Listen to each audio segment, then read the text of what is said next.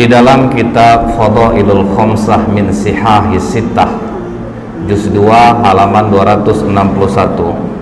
Jadi pernah diriwayatkan, Pak, datanglah 3 orang pendeta Yahudi menghadap kepada Khalifah Umar bin Khattab radhiyallahu anhu. Apa kata 3 pendeta Yahudi ini? Wahai Amirul Mukminin, kami bertiga datang ingin bertanya kepadamu beberapa hal.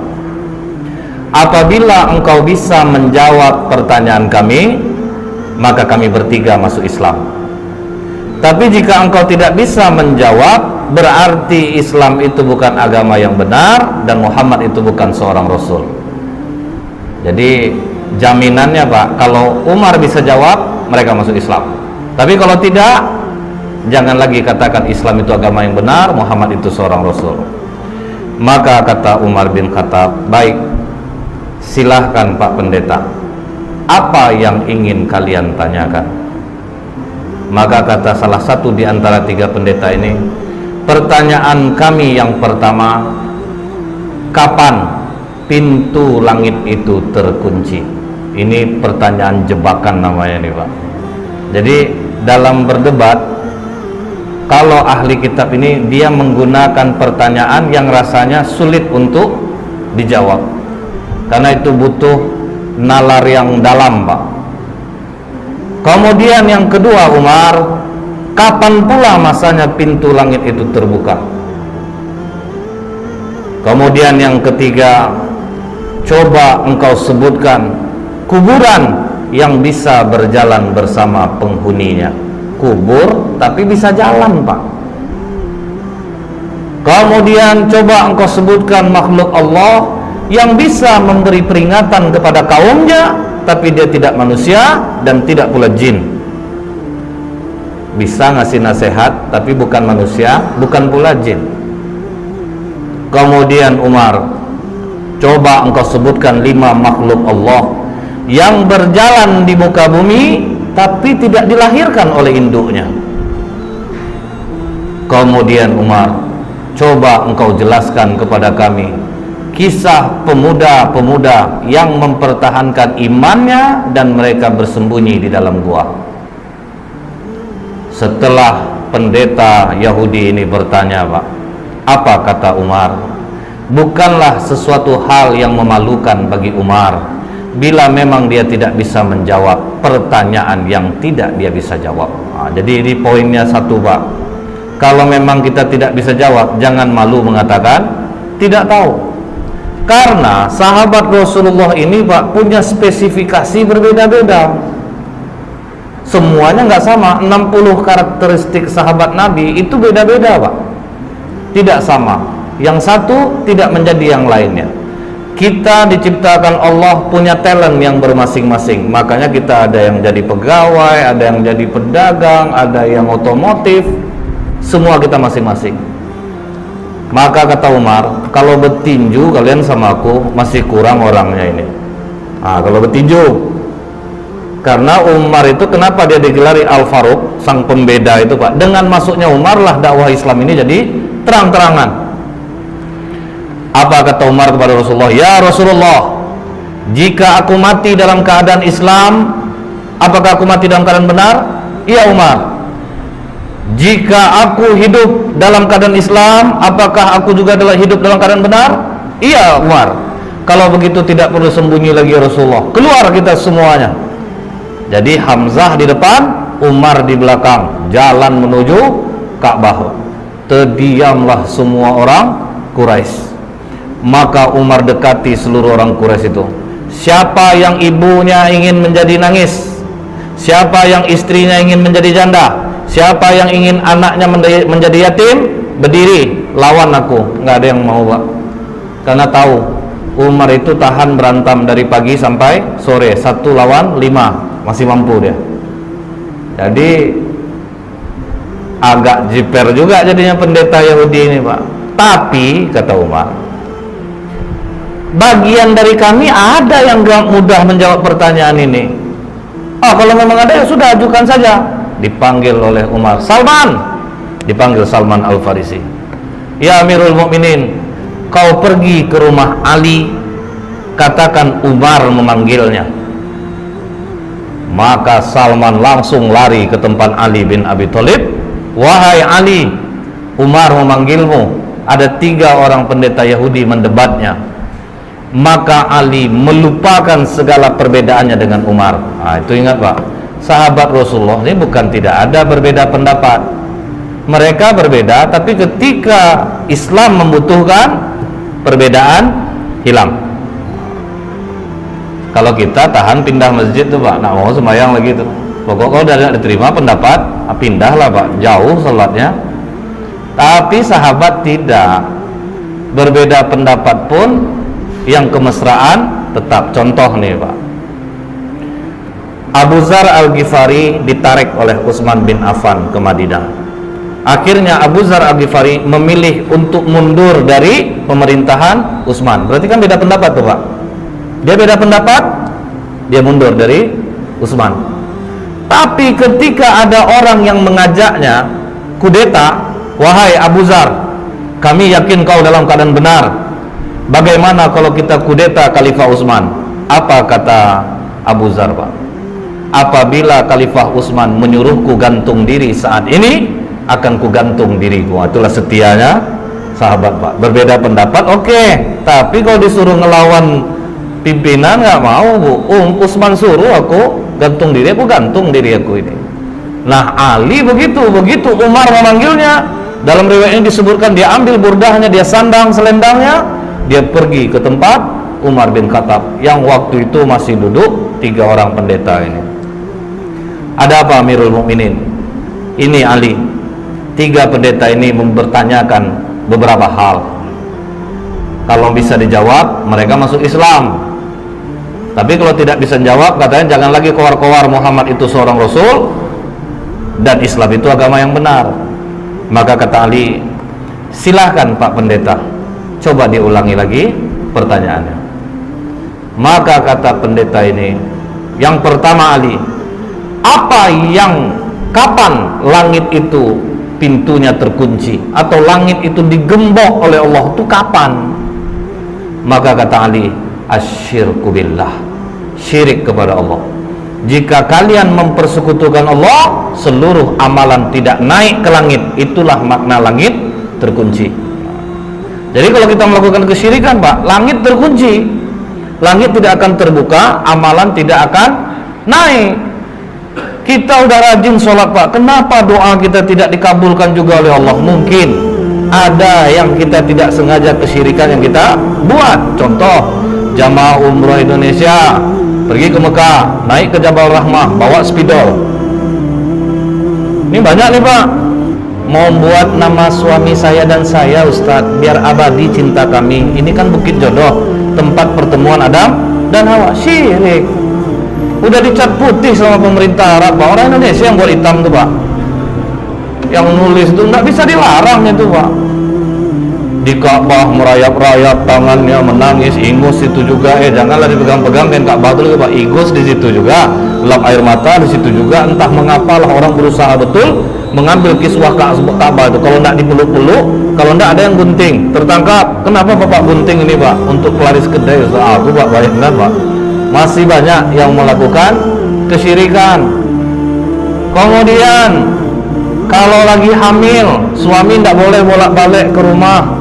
Tinggal HP suami Pak berteriak dari jauh Pak, Dek tolong HP abang, kenapa abang tak pulang, nanti bolak-balik lah anak tu, nanti dia tak boleh bolak-balik abang. Kan buat sulit nih Pak, buat susah. Demam anak, obat tetome, silang sini. Dari mana tuh Pak? Masih banyak dilakukan orang. Ini yang membuat pintu langit terkunci. Kemudian Ali, kapan pintu langit itu dibuka oleh Allah? Di saat engkau mengucapkan la ilaha illallah. Ketika engkau tidak menyekutukan Allah, engkau mengakui Allah itu satu, pintu langit akan terbuka. Jadi syaratnya itu, jangan syirik. Ini mendekati tahun baru ini Pak, dalam agama Kristen, tanggal 31 Desember malam, siapa yang keluar rumah namanya dicoret dari keluarga. Bapak tanyalah sama orang Kristen. Karena bagi orang Kristen, malam 31 Desember itu mereka harus kumpul di rumah, berdoa apa yang rencana mereka untuk tahun baru. Jadi 80% yang merayakan itu umat Islam. Kenapa bahayanya ini, Bu? Karena kita tidak tahu. Yang pertama kali membuat kalender Masehi Romulus. Romulus ini diakui oleh masyarakat Yunani, dibesarkan oleh 2 ekor serigala, anaknya dewa Mars, dewa perang.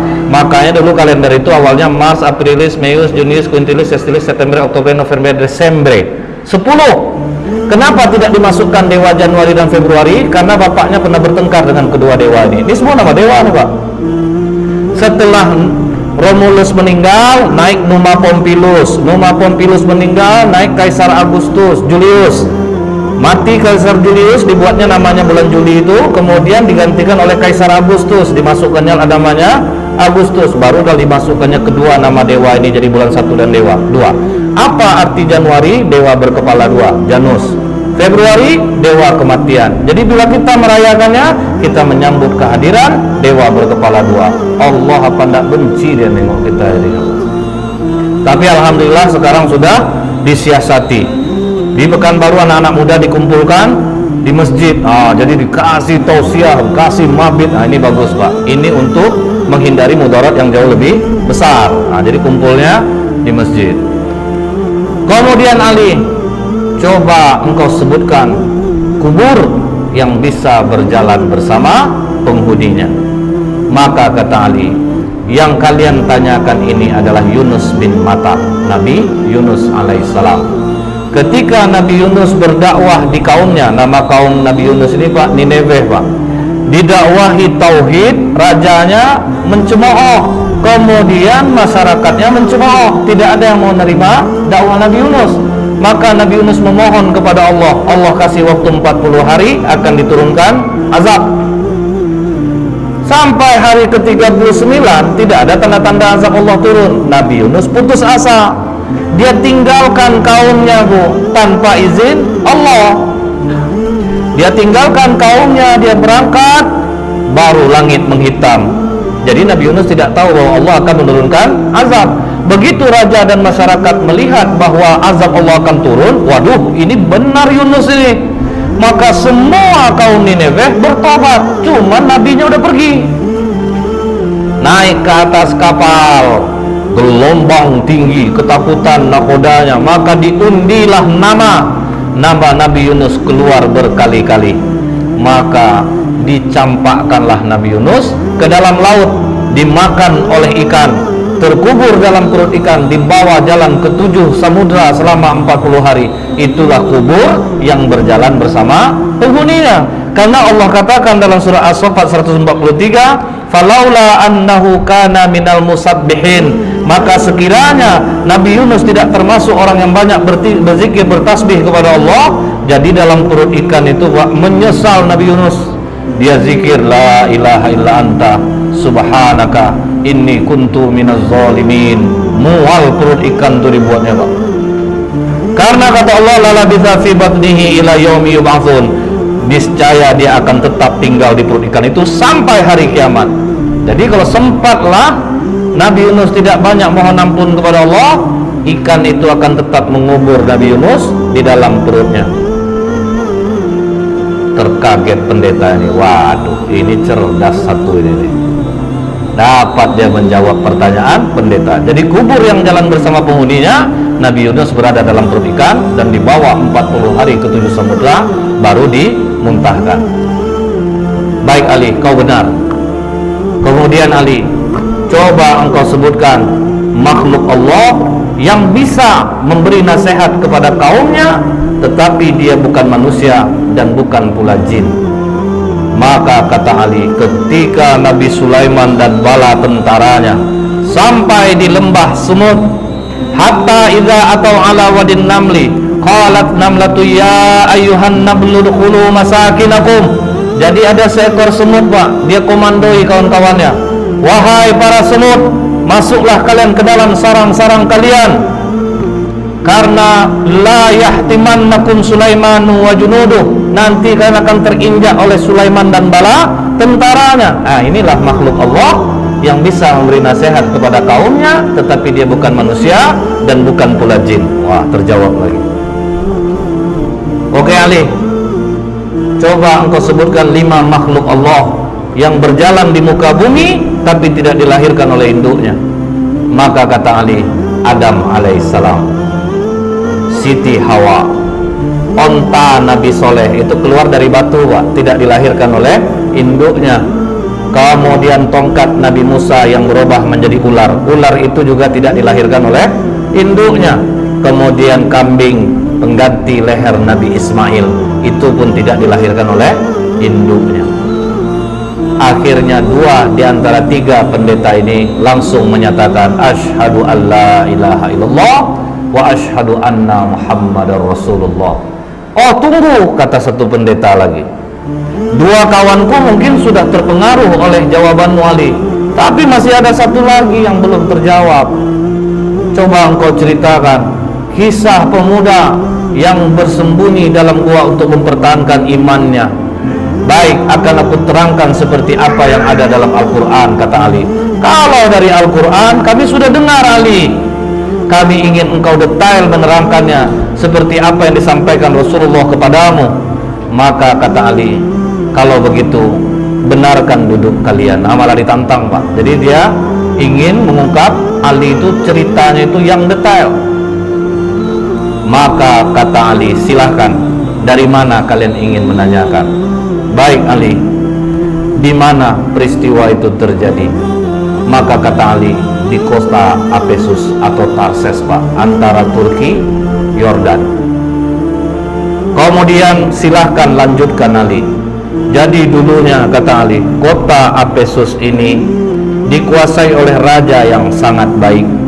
Ketika raja ini meninggal, Raja Dikianius yang menguasai Roma mendengar bahwa Raja Apesus ini meninggal, maka mereka pun menyerang kota Apesus dan mereka kuasai. Kemudian kata Ali, Dikianius membangun istana besar.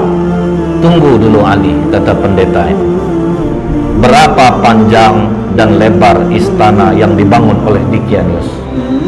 Maka kata Ali, panjang 1 farsah, lebar 1 farsah. 1 farsah itu sekitar 8 km. Berarti dari sini sampai ke Harudin Nasution. Jadi kalau Bapak punya rumah seluas ini sampai dapur, minggu depan mau ke depan lagi, Pak. Capek, Pak. Luas Bu ya. Bayangkanlah Bu, 8 kilo panjang, 8 kilo lebar. Baik Ali, teruskan. Kemudian Dikianius ini memiliki menteri-menteri, dan Dikianius meletakkan 50 menteri di sebelah kanan, 50 menteri di sebelah kiri. Dan Dikianius mempunyai 6 penasehat, pemuda-pemuda cerdas di belakangnya, 3 di kanan, 3 di kiri. Oke Ali, siapa nama ke-6 pemuda itu? Maka dijawab oleh Tamlika, Miksalmina, Mikasdimina, Martelius, Kalitius, Sidamius. Jadi inilah 6 pemuda yang menjadi cikal bakal Ashabul Kahfi. Tapi waktu itu masih 6. Nah, ini Pak, waktu itu hanya masih 6. Ini pemuda-pemuda cerdas andalan Dikianius. Jadi kalau 50 menteri sudah rapat, tetap nanti keputusan akhir kepada 6 pemuda ini. Jadi jangan pernah remehkan kekuatan pemuda. Ini pemuda suruh gulung tikar di masjid. Kadang mereka potensinya besar, Pak, tapi tidak dipakai. Lihat Rasulullah, semua pemuda kalau ada potensi dipakai. Arqam bin Abil Arqam, anak umur 16 tahun, jadi sarang dakwah Rasulullah rumahnya, Pak. Mus'hab bin Umair, umur 17 tahun, mendakwahi orang Madinah. Karena dia punya kemampuan, dia anak bangsawan, ganteng, kemudian bersih. Ini pendakwah pertama dalam Islam yang diutus oleh Rasulullah SAW. Yang membunuh Abu Jahal, Muawiz bin Afra, kemudian Muaz bin Amar al-Jamuh. Berapa umurnya, Pak? 13 tahun satu, 14 tahun satu. Siapa penerjemah bahasa oleh Rasulullah yang menulis wahyu-wahyu Al-Quran? Zaid bin Sabit. Berapa umur Zaid ketika dipakai oleh Rasulullah? 13 tahun. Jadi kalau pemuda punya potensi, pakai. Jangan Pak, kalau kita kan kebanyakan Pak pengurus tua-tua semuanya Pak. Padahal anak-anak muda ini ada yang punya potensi besar, tapi dia tidak bisa melihatkan potensinya karena dia tidak terpakai. Kau masih kecil, kau masih kecil, kau masih kecil. Itu bedanya Pak pendidikan Rasulullah dengan kita. Rasulullah, pemuda-pemuda yang memiliki kelebihan itu dipakai, disesuaikan dengan bidangnya masing-masing. Itulah kerugian Indonesia sekarang Pak. Hacker nomor 1 di dunia orang Indonesia, tapi sekarang berkantor di Swiss Pak. Dia bisa memindahkan satelit, jadi dia dipakai sekarang oleh dunia untuk apa Pak? Misalnya Cina bangun satelit keamanan, itu disuruh dia membobol. Coba bobolkan, kalau bobol nanti tolong kuncikan gimana supaya tidak bobol. Lah itu anak Indonesia loh Pak. Cuman sekarang dia berkantor di Swiss. Nah, kena kita Pak. Banyak pemuda Indonesia ini bagus-bagus. Nah kemudian Pak,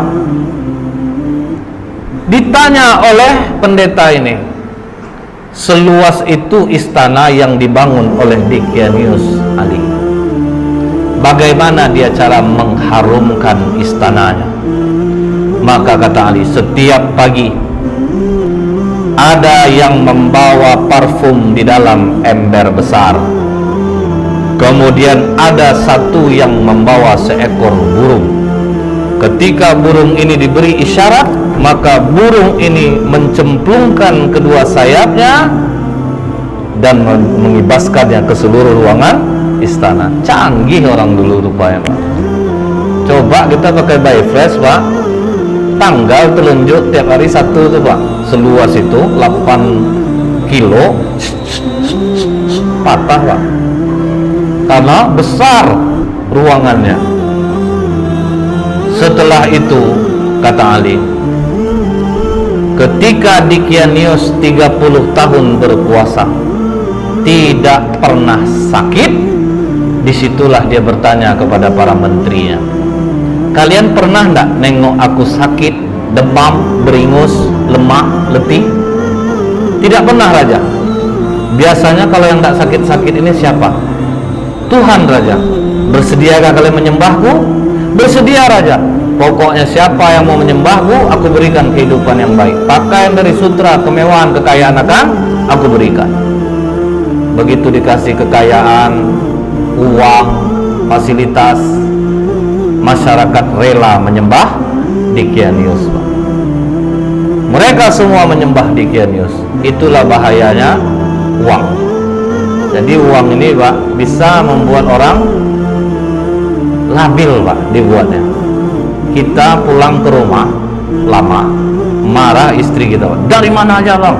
Dak BBM, dak WA.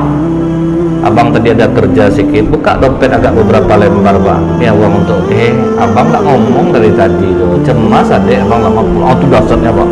Jadi kalau dipakai baik-baik uang itu, tapi kalau dipakai buruk, dahsyat. Salah satu tanda hari kiamat, pemimpin akan naik orang-orang jahil. Karena ini Pak, orang pintar nggak punya duit. Tapi ada orang dia nggak pintar, duitnya banyak Pak, biasa lebih menang dia. Jadi itu kan ngerinya.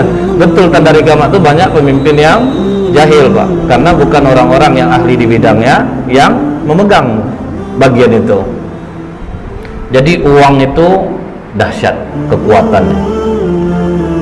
Tapi Pak, 6 pemuda yang di belakang Dickianius akhirnya rapat di rumah Tamlika. Dickianius mengaku dirinya Tuhan. Disuruhnya orang menyembah, orang pun menyembahnya. Sementara kalau dia Tuhan, kenapa harus kita yang memutuskan setiap permasalahan? Jadi menurutmu bagaimana Tamlika? Dia bukan Tuhan.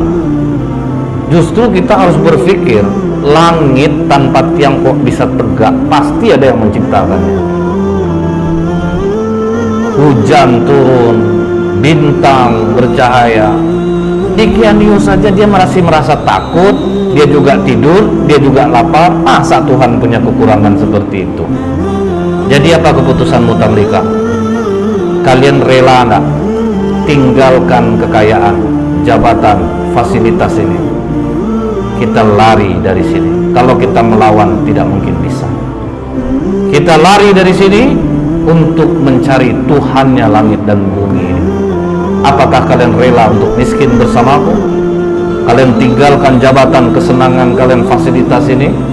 Kami rela tamlika. Itu makanya dikatakan, siapa yang menghafal 10 ayat awal suratul Kahfi, maka dia akan terbebas dari godaan Dajjal.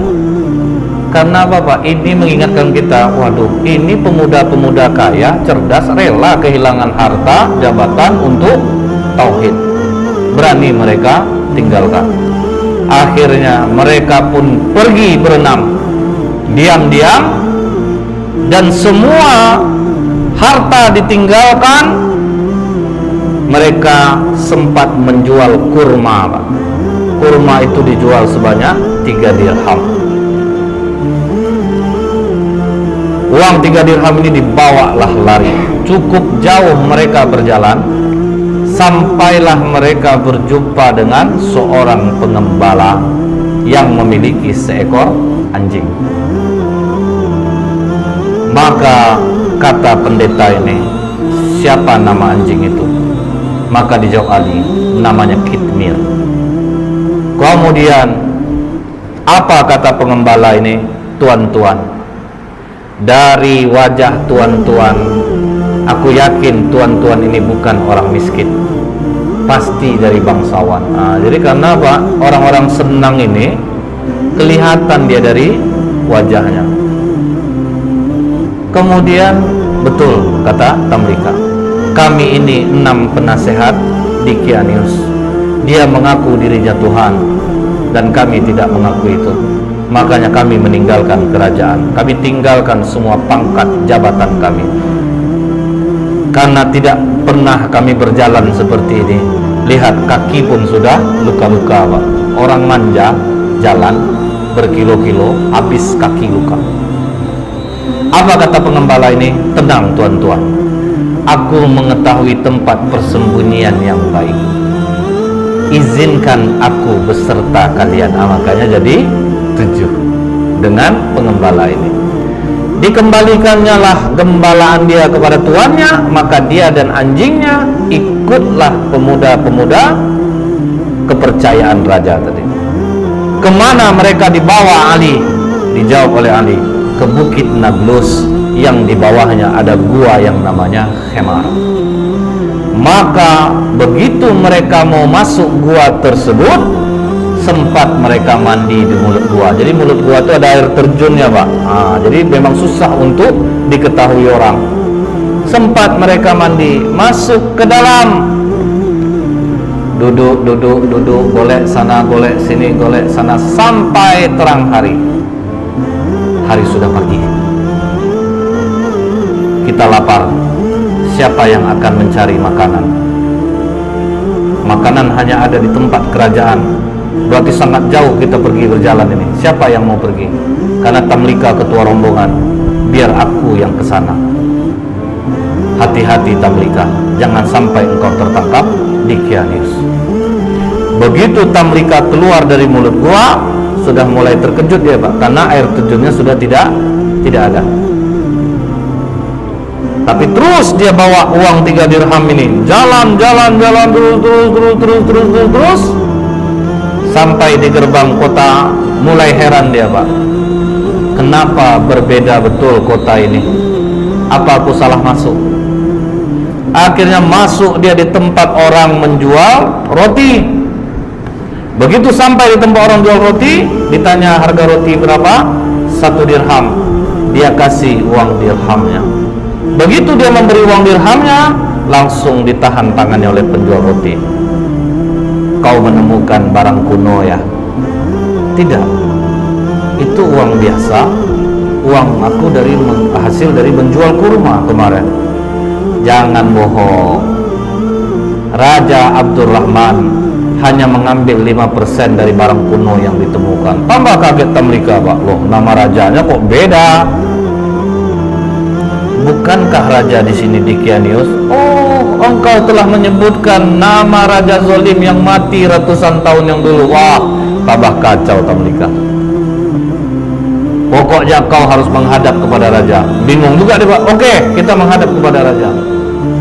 Begitu sampai di kerajaan, alangkah kagetnya Tamlika, ternyata rajanya memang tidak Dicanius. Dikatakan oleh tukang roti ini, "Raja, ini orang membeli roti kepadaku dengan menggunakan uang kuno. Jadi makanya aku bawa dia kemari. Tapi ini uang aku kemarin, Raja, bukan uang kuno." "Sudahlah," kata raja, "kami hanya mengambil 5% dari barang kuno yang ditemukan." "Tidak, Raja, ini uang baru kemarin." "Sudahlah, jangan berkelit," kata raja. "Aku tinggal di sini, Raja." Disebutkannya lah nama-nama orang yang dia kenal, Pak. Apa kata raja? "Sepertinya pikiranmu mulai terganggu. Nama-nama yang kau sebutkan itu nama-nama orang yang sudah lama matinya." "Tapi betul, Raja, aku tinggal di sini, Raja. Aku masih ingat di mana rumahku." Maka kata raja, "Iringi dia. Kemana dia menunjukkan rumah, pergi kalian ke sana." Diiringilah oleh para tentara sampai di rumah yang dia tunjuk. Diucapkan, dipanggil keluar orang tua yang sudah sangat tua renta. "Mengapa kalian datang kemari?" katanya kepada tentara raja ini. "Ini, Pak, pemuda ini mengaku dia tinggalnya di sini." "Siapa kau, anak muda?" Dijawab oleh Tamlika, "Aku Tamlika, putra Filistin." Langsung sujud kaki ini datuk moyangku. Inilah yang diceritakan oleh Isa alaihissalam. Pemuda-pemuda ini akan bangkit. Mereka mendiami gua. Makanya di kitab Injil ada ayat tentang Ashabul Kahfi, Seven Sleeper. Jadi ada apa? Maka hebohlah kota Efesus. Bangkit raja mengingat apa yang pernah disampaikan oleh Isa alaihissalam. Jadi rupanya sudah datang pula utusan Nabi, sudah berlalu pula masanya. Maka kata raja ini, bawa Tamlika, digendong di atas kuda, dihormati sampai di bawah bukit Nablus. Apa kata Tamlika? Jangan ada yang naik ke atas, karena nanti sahabat-sahabatku mengatakan Dicaniuslah yang mengejar dia. Jadi tunggu kalian di bawah, biar aku yang naik ke atas. Maka Tamlika naik ke atas, sampai dalam gua, bawa juga lah roti tadi. Silahkan makanlah kalian dulu. Apakah aman perjalananmu, Tamlika? Bukan aman lagi, malah aku bingung dan terkejut. Tahukah kalian sudah berapa lama kita di sini? Nah, makanya ada dialog itu, Pak, dalam surat Al-Kahfi. Fadarabna ala adhanihim fil kahfi sinina adada.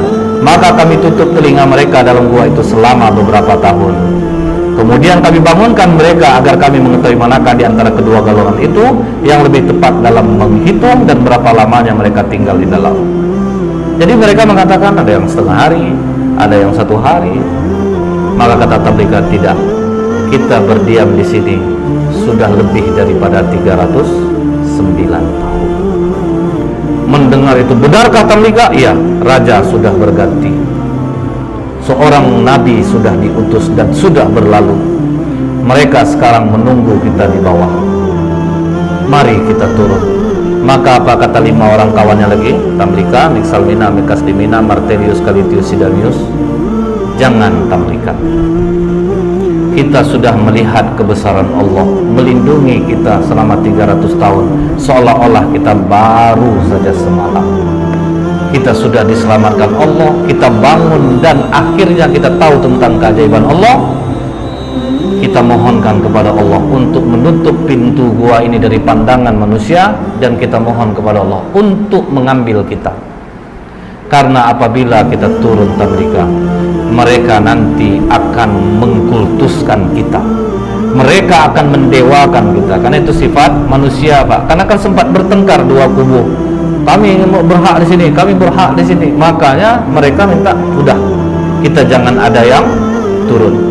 Sifat manusia itu, untung gua Ashabul Kahfi itu tidak di sini, Pak. Kalau di sini dah ramai orang berkunjung tuh, Pak, cari SDSB, minta pelaris, minta jodoh, tapi syukur jauh.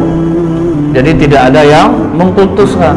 Coba Bapak bayangkan, kuburan Husain cucu Rasulullah saja, untuk naik ke kubur itu Pak, mesti pakai lidah dijilat tangga itu Pak. Itu dikultuskan. Itu bahayanya, karena jiwa kita ini teramat lemah Pak. Ada seorang ulama di jalan bawa onta, di tengah jalan ontanya mati, perjalanannya masih jauh, dikuburnya lah onta ini supaya tidak busuk bangkainya Pak. Menangislah dia di atas kubur ontanya. Tapi tanpa tahu ulama ini, ada masyarakat yang menengok ulama ini menangis di kuburan itu, tapi masyarakat nak mau nanya Pak, itu kubur siapa. Disampaikannya lah ke masyarakat yang lain, pernah ada ulama nangis di kuburan itu. Ramailah orang di kubur itu Pak. Pas ulama ini lewat lagi, dia lihat kok kuburan onta aku ramai orang ziarah. Orang kan tak tahu bahwa itu adalah kubur onta dia. Ulama ini menangis karena dia tidak bisa lagi naik onta. Begitulah mudahnya orang percaya terhadap sesuatu. Akhirnya pintu gua itu ditutup dari pandangan manusia. Mereka pun tidak ada jelas riwayat mereka diambil Allah atau ada kuburannya pun tidak ada, karena mereka minta kepada Allah, ambil kami, tutup gua ini dari penglihatan manusia. Seminggu raja berkeliling mencari Pak, tidak ditemukan gua itu pada awalnya. Kalau sekarang sudah. Setelah Ali menceritakan ini semua kepada pendeta ini, maka pendeta itu mengatakan, engkau benar Ali, engkau telah menceritakan dengan detail apa yang ada di dalam kitab kami, dan memang benarlah apa yang disampaikan Muhammad kepadamu. Maka pendeta yang terakhir ini pun masuk Islam jadinya Pak, mengucapkan syahadat asyhadu an la ilaha illallah wa asyhadu anna Muhammadar Rasulullah.